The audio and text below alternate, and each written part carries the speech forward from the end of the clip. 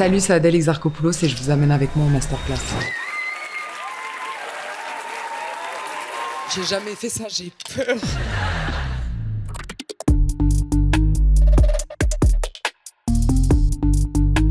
Je pense que la caméra, elle voit tout. C'est dur de s'y habituer. Surtout, un bon chef-op, il t'aide à ça. À porter ce regard, à avoir une forme de discrétion et en même temps de complicité avec toi. La bonne distance, la bonne pudeur. Franchement, c'était impressionnant. C'était la première fois que je faisais cet exercice et j'ai trouvé ça ultra bienveillant. J'ai trouvé que Adèle Exarchopoulos a une certaine humilité à elle qui a rendu l'échange beaucoup plus facile. Et j'avoue que l'expérience était hyper fun.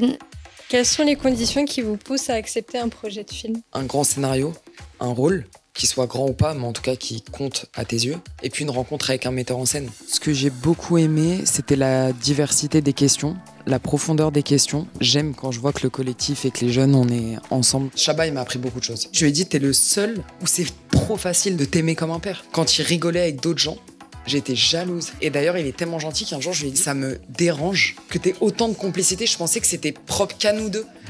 Et il est tellement gentil qu'il m'a dit, je comprends, je le ferai plus devant toi. Et il l'a plus fait.